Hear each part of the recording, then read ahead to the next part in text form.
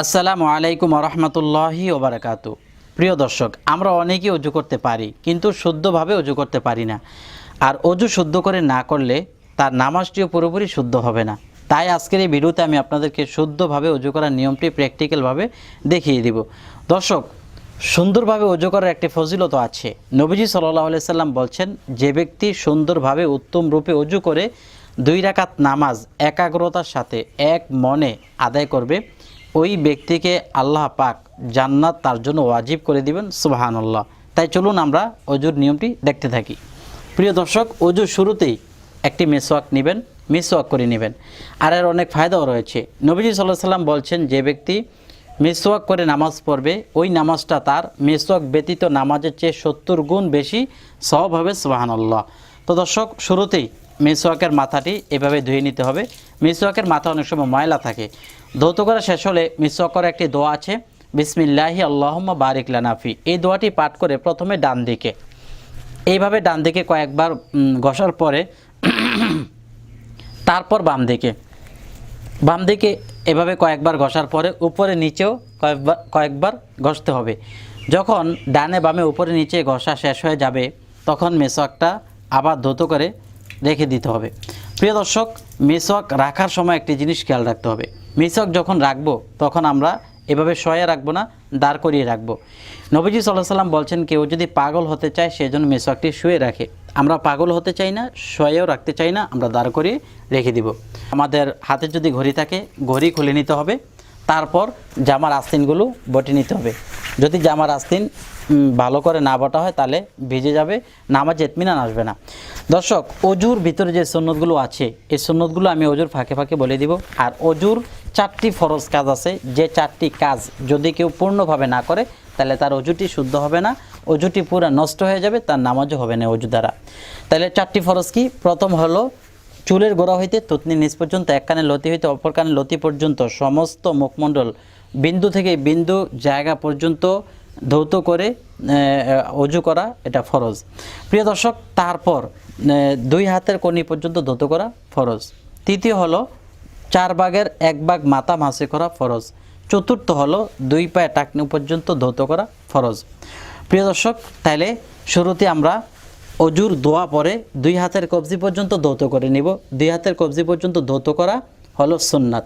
তো বিসমিল্লাহির রহমানির রহিম আমরা অজুর দোয়া পাঠ করে নিলাম। নবীজি বলছেন, যে ব্যক্তি অজু করে শুরু করে সে যেন বিসমিল্লাহ বলে অজু করা শুরু করে। বিসমিল্লাহির রহমানির রহিম বলে আমি 2 হাতের কবজি পর্যন্ত একবার ভিজিয়ে তারপর ভালো করে হাতের আঙ্গুলগুলো আমি খেলাল করে নিব, এবং হাতের তালুতে অনেক সময় ময়লা থাকে, ময়লাগুলো আমি পরিষ্কার করে নিব। দর্শক, এ হলো 1 বার, 2 বার, এ হলো 3 বার। আমার 2 হাতের কবজি পর্যন্ত ধৌত করা শেষ। এখন কলি করা, 3 বার কলি করা সুন্নাত গড়গড়ার সাথে। আমি 3 বার গড়গড়ার সাথে কলি করে দেখাচ্ছি। 1, এ হলো 1 বার। যখন গড়গড়া করব তখন একটু উপরের দিকে উঠাবো, যাতে ভিতরে কোনো কিছু থাকলে চলে আসে। 2 বার,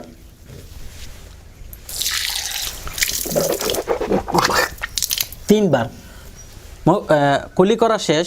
3 বার নাকে পানি দেওয়া সুন্নাত। নাকে পানি দেব ডান হাতে, আর বাম হাতের এই কনিষ্ঠ আঙ্গুল দিয়ে আর বৃদ্ধ আঙ্গুল দিয়ে 2 নাক পরিষ্কার করব। যদি নাকে বেশি পরিমাণে ময়লা থাকে তাহলে আগে পরিষ্কার করে নিতে হবে। তা আমারও নাকে বেশি ময়লা নেই, আমি অজুর সময় হাত দিয়ে এইভাবে করে নিব। 1, 2, 3। আমার নাকের ধৌত করা শেষ হয়ে গেল। এখন মুখমণ্ডল ধৌত করা ফরজ। আমি প্রথমে একবার পানি নিয়ে পুরো মুখমণ্ডল ডলে ঘষিয়ে নিব এইভাবে। এই আমি মুখটা ঘষার আগেই কল বন্ধ করে নিব। আমি এই মুখ ঘষার সময় যদি কলটা চালু রাখি, কলের পানি অপচয় হবে। অপচয় করা কবিরা গুনাহ। সামান্য একটি অজুর জন্য যদি কবিরা গুনাহ করে ফেলি তাহলে অজুটি হালকা হয়ে যাবে, দুর্বল হয়ে যাবে। আর এই অজু দ্বারা ইবাদত করলে সেই ইবাদতটাও দুর্বল হবে। তাই কল বন্ধ করে এভাবে আমরা ঘষে নিব। পুরুষ ভাইরা যারা আছেন তারা দাঁড়িয়ে থাকলে দাঁড়িয়ে এভাবে খিলাল করে নেবেন। আর মা বোনদেরকে বলছি, আপনাদের নাক ফুল থাকলে একটু নাড়াচাড়া করে নেবেন। 1 বার হলো, 2 বার হলো,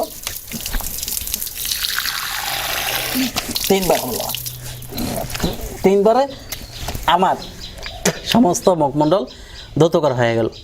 এখন 2 হাতের কোনি পর্যন্ত ধৌত করা ফরজ। প্রথমে ডান হাত, নবীজি বলছেন যে অজু যখন শুরু করবে তখন ডান দিক থেকে সব কিছু শুরু করবে।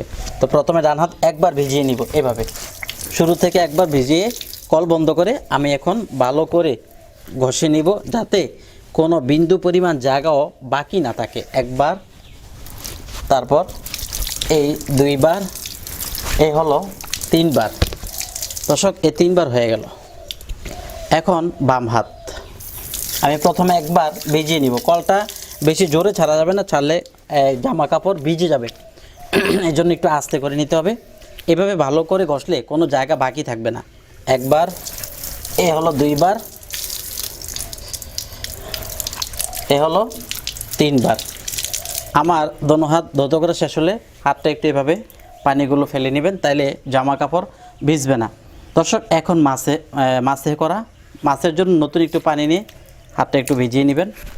তারপর মাছে করার সময় মা বোনরা মাথার কাপড়টা একটু হালকা আলগা করলেই চলবে। আর আমার মতো যাদের টুপি থাকবে তারা টুপি এখানে রেখে তারপর মাছে করবেন। প্রথমে 3 আঙ্গুল দিয়ে আমি পিছন দিকে নিব, তারপরে এই 2 আঙ্গুলের এই পিঠ দিয়ে পিছন থেকে সামনের দিকে আনবো। 2 আঙ্গুলের মাথা দিয়ে কানের ভিতরে মাছে করব, আর বৃদ্ধ আঙ্গুল দিয়ে কানের পিছনে মাছে করব। আর যে 2 পিঠ দিয়ে ঘাড় মাছে করব, এটা মুস্তাহাব। তাহলে লক্ষ্য করুন, প্রথমে 3 আঙ্গুল দিয়ে আমি পিছন দিকে নিতেছি এভাবে, এই এরপরে নেওয়ার পরে এখন এই 2 আঙ্গুলের পিঠ দিয়ে এভাবে পিছন দিক থেকে আমি সামনে আনবো। এই দর্শক, সামনে আনার পর এই 2 আঙ্গুলের যে মাথা, এটা দিয়ে আমি কানের ভিতরে প্রবেশ করিয়ে মাছে করব। বৃদ্ধ আঙ্গুল দিয়ে আমি এভাবে পিছনে মাছে করব, আর হাতের পিঠ দিয়ে গার মাছে করব। এটা মুস্তাহাব। আমার গার মাছে করা শেষ হলো, আমি এখন টুপিটা আবার মাথায় দিয়ে নিলাম। প্রিয় দর্শক, এখন হলো পা। তো আমি প্রথমে একবার পা ভিজিয়ে নিব এইভাবে, এই কল বন্ধ করে ভালো করে আমি পাটা ঘষে নিব, যাতে করে কোনো জায়গা বাকি না থাকে, এইভাবে। তারপর আবার দ্বিতীয়বার। দর্শক, পা ধৌত করার সময় পায়ের আঙ্গুলগুলো এইভাবে খিলাল করতে হবে, যাতে ভিতরে কোনো জায়গা বাকি না থাকে। ভালো করে ধৌত করতে হবে এইভাবে 2 বার 3 বার। দর্শক, ভালোভাবে অজু করার আরেকটি ফজিলতা আছে। নবীজি সাল্লাল্লাহু আলাইহি সাল্লাম বলছেন, যখন উম্মত অজু করে তখন তার গুনাহসমূহ শরীর থেকে এমনভাবে বের হয় যে তার নখের ভিতর থেকেও তার গুনাহসমূহ বের হতে থাকে। তো নখের ভিতরও যে গুনাহ আছে আল্লাহ পাক সেগুলো মুছে দেবেন, এর জন্য সুন্দরভাবে অজু করতে হবে। তারপর বাম পা।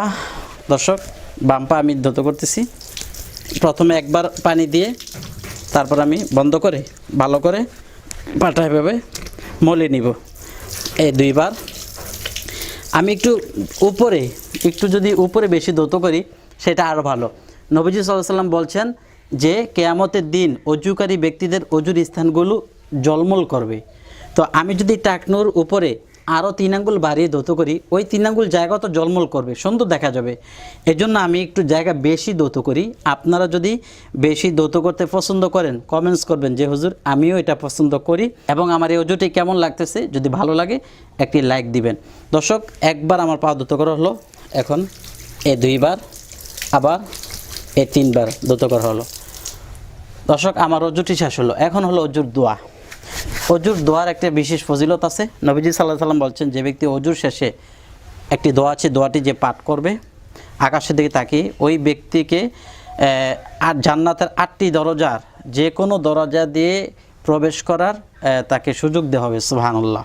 সে যে দরজা দিয়ে ইচ্ছা সে দরজা দিয়ে সে প্রবেশ করতে পারবে।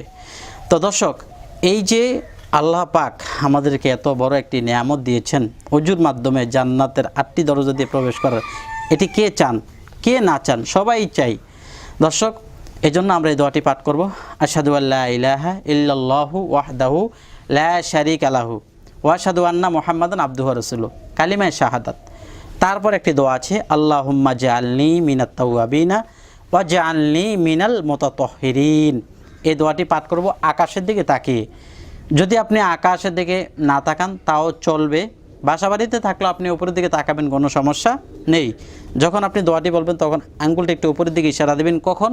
আশহাদু আল্লা ইলাহা ইল্লাল্লাহু ওয়াহদাহু লা শারীকা লাহু, লা শারীকা লাহু যখন বলবেন তখন আঙ্গুলটা দিয়ে একটু উপরের দিকে ইশারা দেবেন, অর্থাৎ যে তিনি ছাড়া বা তার সাথে কেউ শরিক নেই, তিনি একজন, তার সাথে কেউ শরিক নেই, জন্য আঙ্গুলটি একটু আপনি উপরের দিকে উঠাবেন। দর্শক, আমি এই অজুর নিয়মটি দেখালাম, আপনারা এভাবে অজু করবেন। যদি আমার এই অজু করার নিয়মটি আপনাদের কাছে ভালো লাগে তাহলে লাইক দিয়ে শেয়ার করবেন, আর যারা আমার চ্যানেলে নতুন তারা অবশ্যই আমার চ্যানেলটি সাবস্ক্রাইব করে নেবেন। পরবর্তীতে এরকম ভিডিও পাওয়ার জন্য পাশে থাকা বেল বাটনটি চেপে রাখবেন। ভালো থাকবেন। আসসালামু আলাইকুম রহমতুল্লাহ।